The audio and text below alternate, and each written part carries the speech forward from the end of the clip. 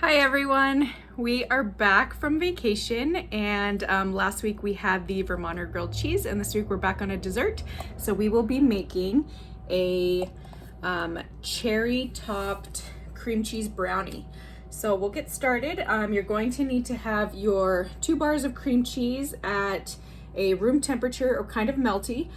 So as you can see, I have put mine in the microwave for about 30 seconds. I did 2 15-second intervals and then I stirred it in between. So 15 seconds, stir it around, 15 more seconds, stir it around, and then we're gonna set that aside. You're also going to need 1 egg for this mixture. You're gonna need half a teaspoon of vanilla, and then you are going to need half a cup of the white sugar, which has been measured out for you. And that's for the cream cheese, the cheesecake layer, okay? For the brownie layer, we're going to bake brownies just according to the box directions.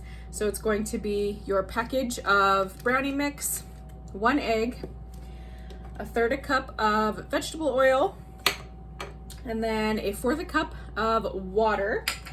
And so brownie packages might be a little bit different, but those are the directions according to just this box that we're using here. Your oven, of course, should be preheated to 350 degrees. And then you're going to want to get out your hand mixer. We're going to need that. And your 9x13 baking dish, which needs to be prepared with a non-stick cooking spray. So what we'll do first is, I still want this to work on coming to room temperature a little bit, the cheesecake mixture. So I'm gonna let this sit for a little bit longer. So I'm gonna set that off to the side. And right now, I'm gonna get our brownie mixture going since that goes down in the pan first. So according to our box, we're gonna pour out our whole bag of brownie mixture into here.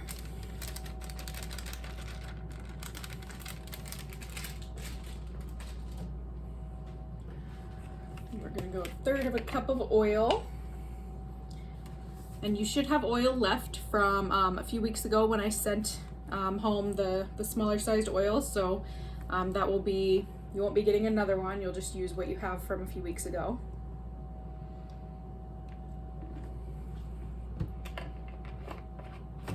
So there's 1/3 cup of oil, 1/4 cup of water,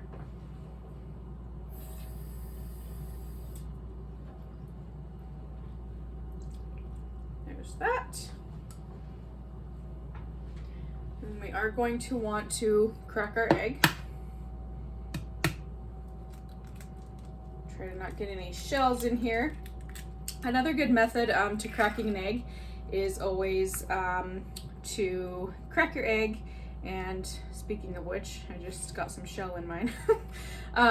Crack your egg into a separate bowl and then pour it in there separately, just to make sure in case you ever do have an eggshell incident or what have you, and then that way you can fish it out a little bit easier.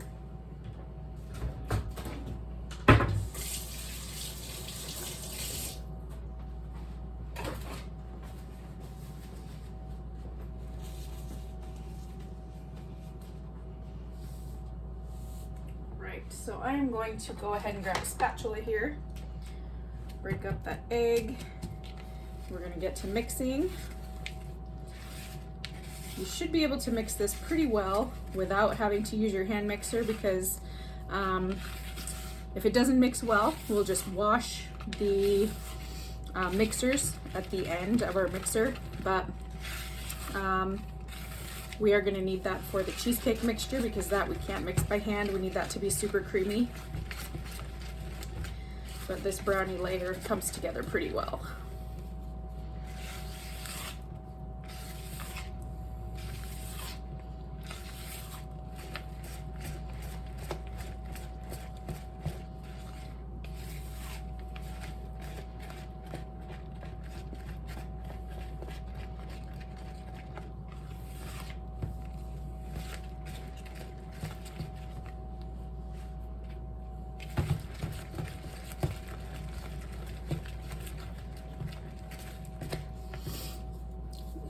mixture's coming together really nicely. The reason that it's chunky is because it has the chocolate chunks in it. They're like chocolate chips. Some of them have chips, some of them have chocolate chunks, like kind of diced or chunked bar chocolate. Really what you're looking for is that there are no clumps. I'm trying to find one to show you. If you were to push on one and it looks like it breaks apart and it looks like the batter, like the consistency of when we poured the bag, that's what we're trying to eliminate.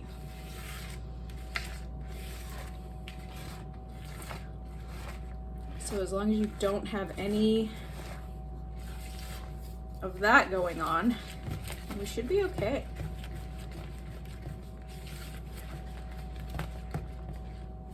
So I feel pretty good about my mixture. I don't think I have any dough pieces in there or mixture pieces.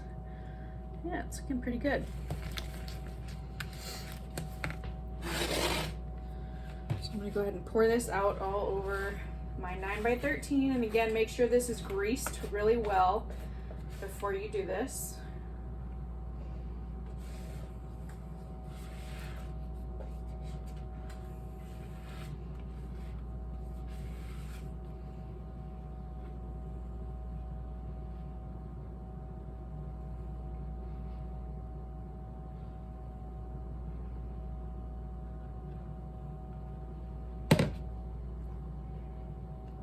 Okay, so we're going to spread that out. This is going to rise quite a bit between the two layers. Make sure it flows out all to the corners.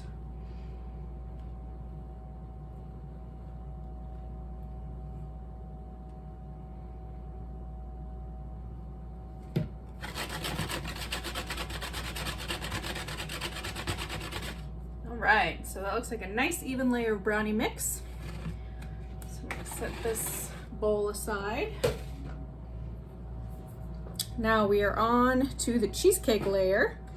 So 2 bars of cream cheese that were at room temperature, or if you forgot to take them out, for 30 seconds in the microwave, but do it 15 seconds, stir, and then 15 seconds, like I said.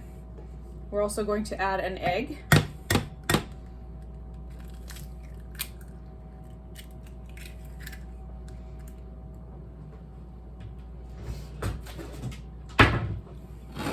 That. Wash my hands real quick.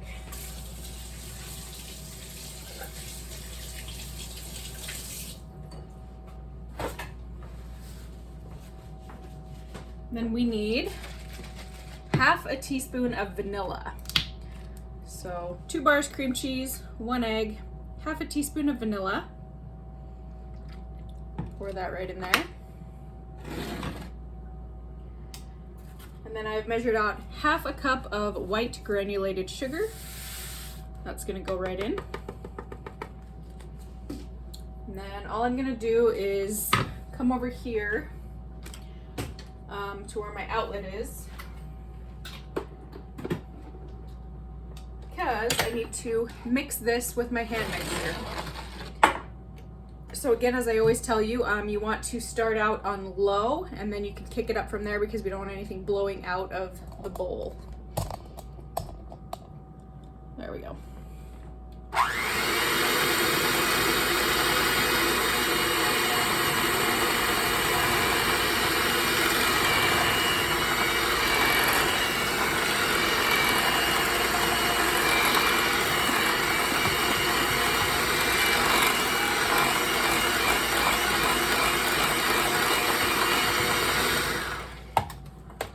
Now this was my stirring spoon that I used before, so I'm going to just kind of scrape down the sides of my bowl really quick, just to make sure there's no sugar lingering.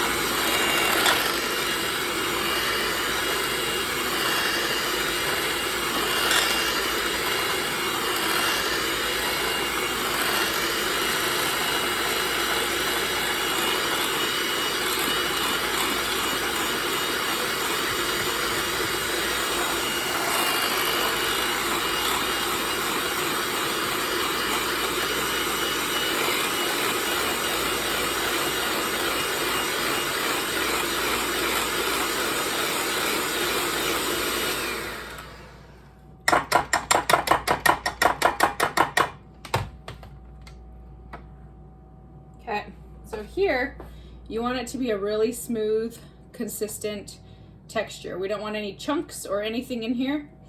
So this is a really, really smooth texture, so I feel good about this. Scrape that back down.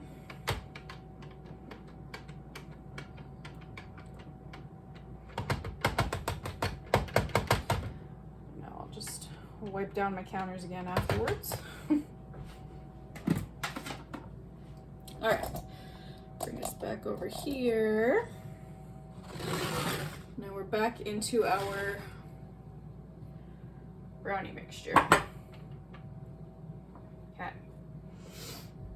So we're just gonna kind of drop this in globs over the top. It might sink a little bit into the brownie mixture, and that's okay. Fun fact, if you ever use boxed brownie mix, a fun way to upgrade boxed brownie mix is to just take cream cheese, or you can do this mixture that I just showed you and just kind of drop it, as long as it's warmed up, into globs and then kind of swirl it through. You can also do the same thing with peanut butter. If you like peanut butter and chocolate together, just take peanut butter globs, drop it into the boxed brownie mixture like this, and then swirl it with like a butter knife, and then all of a sudden you have like delicious peanut butter brownies, or cream cheese brownies. Sometimes what I do is I do cream cheese on half and peanut butter on the other half, and then I got a tray of like super yummy upgraded brownies that you would never guess came from a box. So if you do try that, let me know.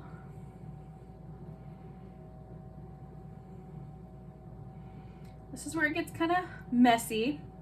It's okay if you end up with like a kind of swirled concoction up here, because the last step after we pull it out of the oven is going to be covering it with the cherry pie mixture. And I will talk more about the cherry pie mixture situation in a minute, just to kind of give you some ideas, because you don't always have to use the cherry pie mixture. We want to utilize as much of this from here as we can. So I'm going to try and scrape as much as I can out of this bowl.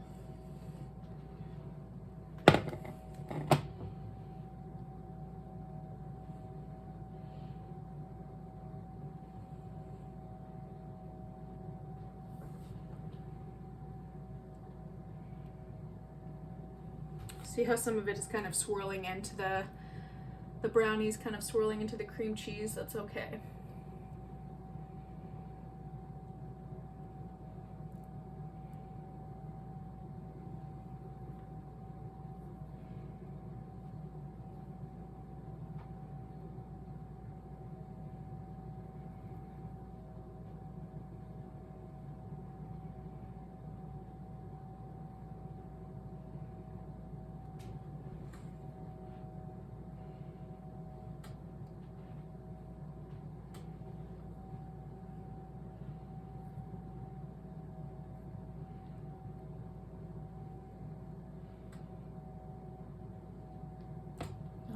There's that.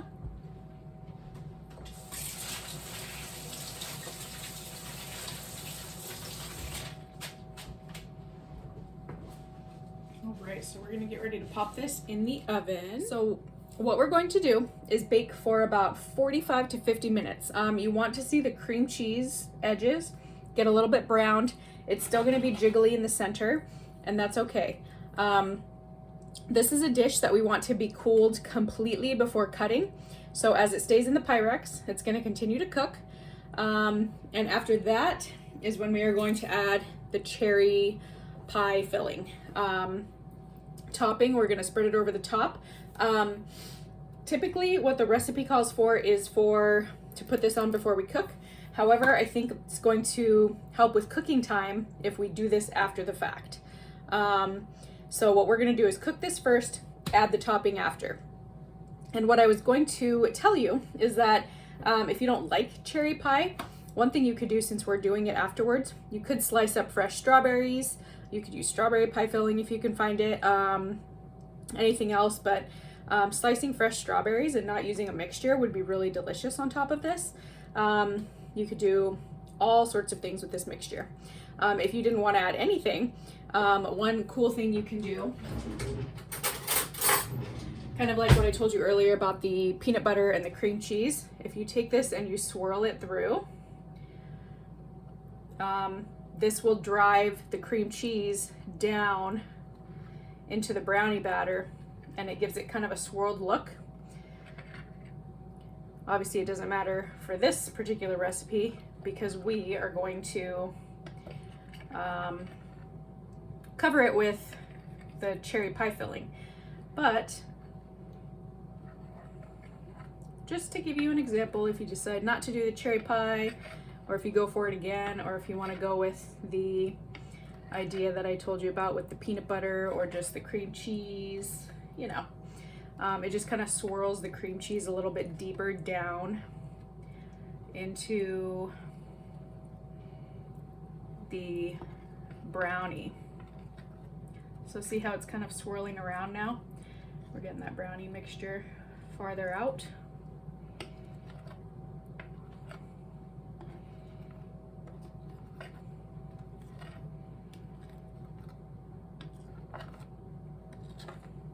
So you can kind of just, if you see chocolate spots like on the edges, grab them and like swirl it, and then you can make it pretty after. So take your knife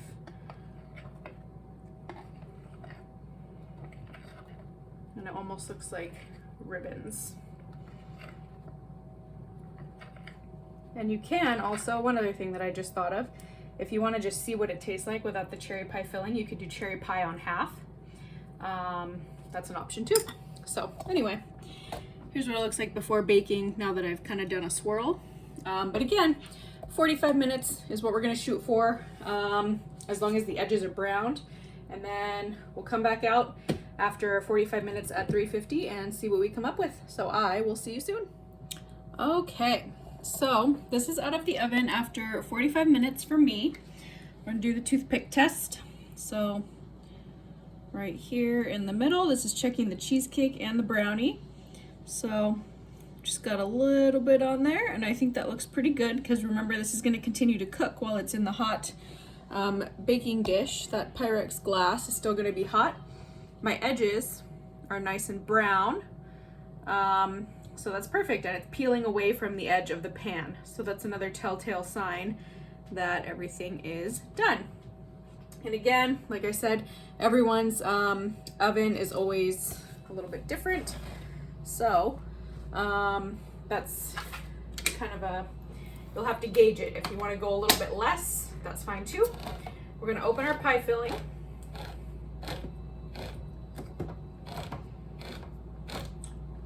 And I like how this came out with the swirl since we did that. So again, since you, if you're unsure about the cherry pie filling, let